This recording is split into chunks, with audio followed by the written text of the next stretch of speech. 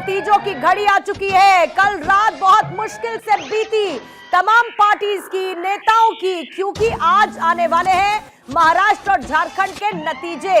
जाहिर है एक तरफ जहां पर उपचुनाव के नतीजे भी आने हैं और दूसरी तरफ दो राज्यों में किसका झंडा फहरेगा, किसकी ताकत बढ़ती हुई नजर आएगी, एनडीए या फिर इंडिया ब्लॉक, कौन आएगा मजबूती के साथ नजर। महाराष्ट्र की 288 सीटें, झारखंड की 81 सीटों पर नतीजे आने वाले हैं और भारत 24 की तरफ से एक खास तैयारी आज आपके लिए की गई है।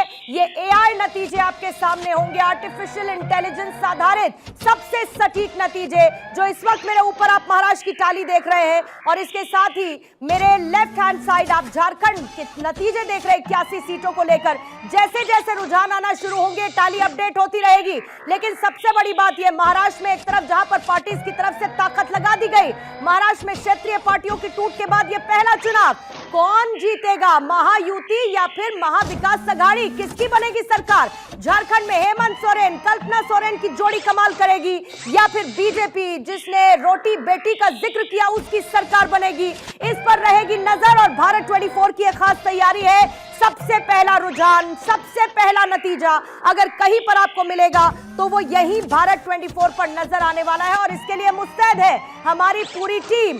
ऑन ग्राउंड हमारे रिपोर्टर्स देंगे आपको एक एक तस्वीर पोलिंग बूथ से, एक्सपर्ट्स का खास पैनल रहेगा अपना इंसाइट देने के लिए। सबसे पहले आइए आपको बड़ी खबर इस वक्त बता देते हैं, क्योंकि आज नतीजों का दिन है और नतीजे आने की शुरुआत ठीक 8 बजे से हो जाएगी, क्योंकि 8 बजे से रुझान आना शुरू हो जाएंगे, काउंटिंग की शुरुआत होगी और 7:04 हो चुके हैं। झारखंड की 81 विधानसभा सीटों पर आएंगे नतीजे। मतगणना को लेकर सुरक्षा के पुख्ता इंतजाम इस वक्त कर लिए गए हैं बूथ पर, जहां पर पॉलिटिकल पार्टीज के रिप्रेजेंटेटिव्स भी है, कार्यकर्ता भी है, उनके लिए भी तैयारी कर ली गई है। सबसे इंपॉर्टेंट पहले जो रुझान आने शुरू होंगे वो पोस्टल बैलेट की काउंटिंग के साथ और उसके बाद खुलेगा ईवीएम का पिटारा। ईवीएम खुलने के साथ ही ये पता चलेगा रुझान आने के साथ कि ऊंट किस करवट बैठ रहा है। जाहिर है हेमंत सोरेन, कल्पना सोरेन गिरिडीह की गांडे सीट से चुनावी मैदान में उतरी हुई है और ऐसे में एक तरफ कल्पना सोरेन का चर्चा है तो दूसरी तरफ हेमंत सोरेन अपनी जीत का दम भर रहे हैं। जेएमएम कांग्रेस अलायंस वहां पर कितनी मजबूती के साथ आएगा या बीजेपी दिखाएगी ताकत। आइए सीधा आपको ऑन ग्राउंड लिए चलते हैं। धनंजय रांची से इस वक्त मेरे साथ मौजूद है। धनंजय, आपके पास आते हुए क्विक जल्दी से मुझे बताइए कैसी तैयारी, कितनी देर में सबसे पहले पोस्टल बैलेट की काउंटिंग, कितने राउंड रहेंगे, किस तरीके से अभी वहां पर तैयारियां की गई है, एक तस्वीर, एक झलक। धनंजय। पूर्णिमा में सीधे तस्वीरें दिखाता हूं, अरविंद सहयोगी को बोलता हूं जिस जगह मौजूद रांची का 15 मतगणना सेंटर है, जहां पे 7 विधानसभा क्षेत्रों के मतगणना की जाएगी और सभी जो पोलिंग एजेंट है जो उनके एजेंट को अंदर लाया जा रहा है। 3 लेयर में सुरक्षा व्यवस्था की गई है। मैं कोशिश करूंगा पूरा पैन करके तस्वीर दिखाई। 3 लेयर में सुरक्षा व्यवस्था की गई है। मोबाइल फोन, घड़ी कुछ भी अलाउड नहीं है, सिर्फ पास जिनके पास है और पेन और एक पेपर लेके अंदर जा रहे हैं। जो सुरक्षा व्यवस्था चाक चौबंद की गई, पूरी तरीके से जांच करते हुए सुरक्षा कर्मी उनको अंदर ले जाया जा रहा है। और 8 भारतीय जनता पार्टी और एनडीए गठबंधन को वोट भी मिला है और जीत भी रहे हैं।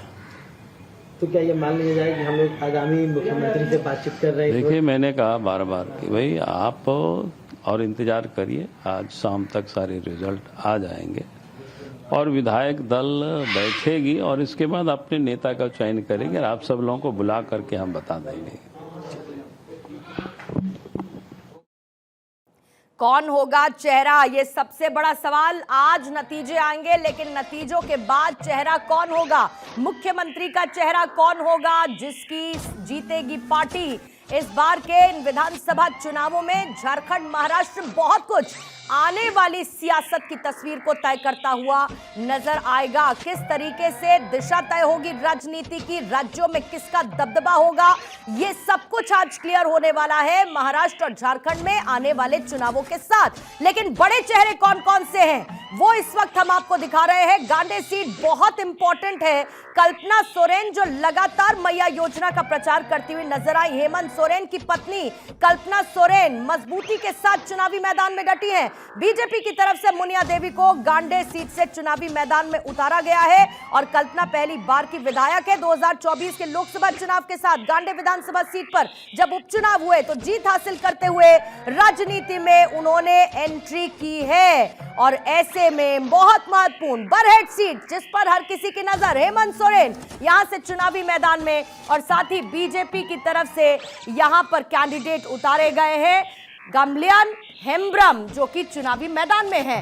बरहेट सीट अपने आप में महत्वपूर्ण है। बहरहाल इसी तरीके से वीवीआईपी सीट्स कौन सी हैं, जैसे जैसे रुझान आएंगे ये तस्वीर भी शुरू हो जाएगी आनी, क्योंकि अब 7:07 हो चुके हैं और ठीक 8 बजे से होगी काउंटिंग की शुरुआत और काउंटिंग को लेकर तस्वीरें लगातार आनी शुरू हो जाएंगी। खबर क्या है चुनावों को, उपचुनावों को लेकर, क्योंकि एक तरफ जहां पर आज झारखंड और महाराष्ट्र में विधानसभा चुनावों के नतीजे आने हैं तो 14 राज्यों की 48 सीटों पर आज आने हैं उपचुनाव के नतीजे। उत्तर प्रदेश की 9 विधानसभा सीटों के नतीजे आज आने वाले हैं और पंजाब की 4 विधानसभा सीटों के नतीजे भी आज ही आएंगे। राजस्थान की 7 विधानसभा सीटें हैं, बिहार की 4, बंगाल की 6 सीटें और विधानसभा नतीजों को लेकर कांग्रेस और बीजेपी ने कर ली है तैयारी। मतगणना स्थल पर दोनों ही पार्टी के कार्यकर्ता मौजूद है। उपचुनावों को लेकर भी तैयारी कर ली गई है। तो आइए क्यों ना सीधे आपको ग्राउंड पर लिए चलते हैं, क्योंकि फिर उसके बाद जैसे ही रुझान आना शुरू होंगे तस्वीर पल पल बदलती रहेगी, हर एक सेकंड के साथ ताली अपडेट होती रहेगी। लेकिन आइए पहले ग्राउंड का हाल। रंजना रावत गाजियाबाद से इस वक्त मेरी सहयोगी जुड़ी है, प्रीति नेगी दिल्ली में कांग्रेस दफ्तर से मेरे साथ मौजूद है, पटना से सर्वेश, देहरादून से हरीश थपलियाल, करहल सीट से नीलेश चौहान, तो रांची से धनंजय मंडल इस वक्त मेरे साथ मौजूद है। आइए सबसे पहले रंजना आपके पास आते हुए क्विक अपडेट वहां के काउंटिंग सेंटर से। बिल्कुल, देखिए यूपी उपचुनाव में सबसे हॉट सीट में से एक गाजियाबाद, जहां 20 नवंबर को वोटिंग हुई थी और अब आज का दिन बहुत खास है।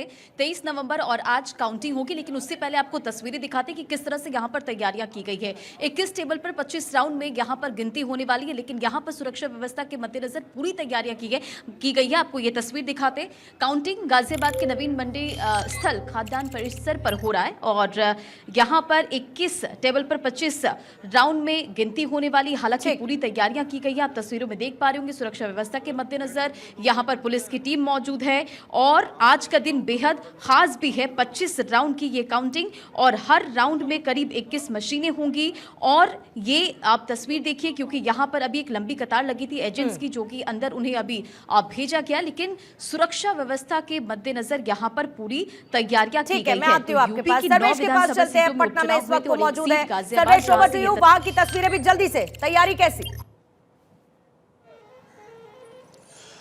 पूर्णिमा, देखिए तैयारी पूरी कर ली गई है। 4 विधानसभा उपचुनाव के आज नतीजे आएंगे। तरारी, रामगढ़, बेलागंज और इमामगंज, चारों सीटें हॉट सीट मानी जा रही हैं, क्योंकि हर सीट पे किसी न किसी राजनेता के परिवार का कोई सदस्य चुनाव लड़ रहा था। तो ऐसी परिस्थिति में देखें तो जीतन राम मांझी की बहू जहां इमामगंज से मैदान में थी, वहीं सुरेंद्र यादव के पुत्र जो हैं वो बेलागंज से चुनाव मैदान में थे। पूर्व मंत्री सुरेंद्र यादव, सुधाकर सिंह जो एमपी हैं बक्सर के, उनके छोटे भाई रामगढ़ से चुनाव मैदान में हैं, जो जगदानंद सिंह के पुत्र हैं। और जहां अगर बात की जाए तरारी की, तो वहां बाहुबली सुनील पांडे के बेटे वहां चुनाव मैदान में है। तो एक तरह से कहा जाए तैयारियां पूरी कर ली गई हैं। कई जो चारों सीटें हैं उसमें गया की बात करें तो 28 टेबल बनाए गए हैं। बाकी दोनों जगह तरारी और रामगढ़ के लिए भोजपुर और कैमूर में 14 टेबल बनाए गए हैं, जहां काउंटिंग 8 बजे शुरू होगी।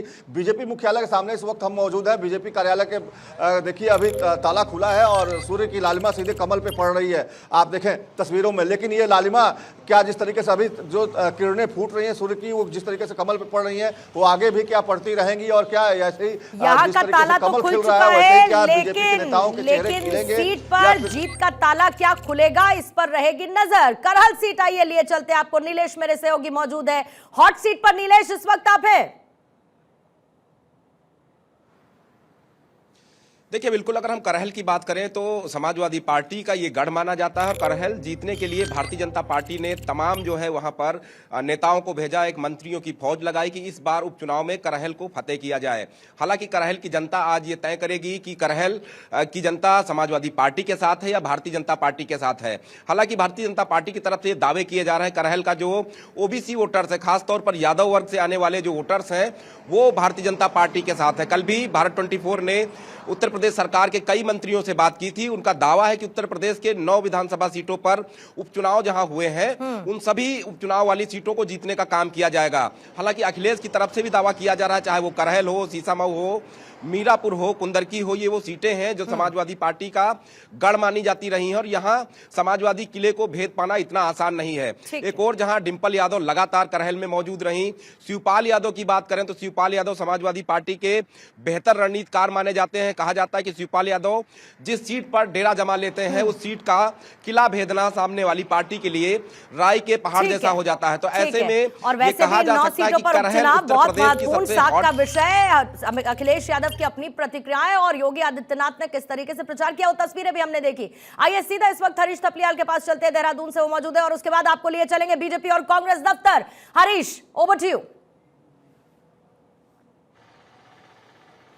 पूर्णिमा, देखिए केदारनाथ उपचुनाव का आज रिजल्ट आना है और इसमें बीजेपी और कांग्रेस का सीधा मुकाबला है। और यदि हम अगस्त मुनि में अभी जो है वहां पर मतगणना की तैयारियां शुरू हो गई है। सुबह 6 बजे से वहां पर निर्वाचन कर्मचारी पहुंच गए हैं।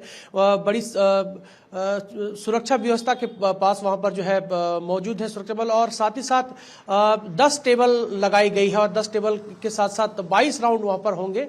और सबसे महत्वपूर्ण बात यह है पूर्णिमा की बीजेपी और कांग्रेस दोनों राजनीतिक दलों के लिए महत्वपूर्ण है केदारनाथ उपचुनाव, क्योंकि 2027 में उत्तराखंड में विधानसभा चुनाव होना है। उसकी राह भी ये जो है आज जो है तय हो जाएगी। हालांकि दोनों राजनीतिक दलों ने जीत का दावा किया है, कुछ ही देर में स्पष्ट हो जाएगा कि किसके दावे जो है सही साबित होते हैं। पूर्णिमा, ठीक है, मैं लौटती हूँ आपके पास। आइए गौरव के पास चलते हैं, बीजेपी दफ्तर इस वक्त वो मौजूद है। गौरव, आज तो तमाम कोशिश सिर्फ इस बात की होगी कि कैसे उस राजनीतिक नक्शे पर भगवा की लहर को मजबूत किया जाए। बीजेपी की तैयारी कैसे? पूर्णिमा, मैं आपको भारतीय जनता पार्टी हेडक्वार्टर की तस्वीरें दिखा रहा हूँ। देखिए, ये जो तैयारियां हैं वो चल रही हैं और इसमें मुंह मीठा कराने का जो काम है वो भी फिलहाल चल रहा है। आपको मैं दिखा दूं ये तस्वीरें। यहाँ पे देखिए, जलेबियां जो बार बार जिक्र होता है, जिन जलेबियों का मैं अभिजीत से कहूँगा तस्वीरें आके दिखाएं। वो लगातार जो जलेबियां हैं वो तैयार की जा रही हैं और ये देखिए चाशनी में डालने का जो काम है इन जलेबियों को, वो भारतीय जनता पार्टी के कार्यालय में शुरू हो चुका है। और इस वक्त भारत 24 पर ये सीधी एक्सक्लूसिव तस्वीरें मैं आपको दिखा रहा हूँ। सुबह 6 बजे से ही ये जो तैयारी है वो जो है वो शुरू हो गई और इन जलेबियों को जो छानने का काम है वो यहाँ शुरू हो गई। कितना ज़्यादा जलेबी की व्यवस्था है इस बार? जलेबी जितनी बन जाए कम नहीं पड़ेगी? नहीं, कम तो पड़ेगी। हाँ, तैयारी पूरी है? पूरी। बिल्कुल, तो जलेबियां कम नहीं पड़ेंगी। सिर्फ जलेबियां बननी नहीं चाहिए किलो किलो भर। गौरव, कुछ जलेबियां जो है वो आप भी टेस्ट करिए और ये बताइए कि मिठास कैसी है, क्योंकि मिठास बरकरार रहनी ज्यादा जरूरी है।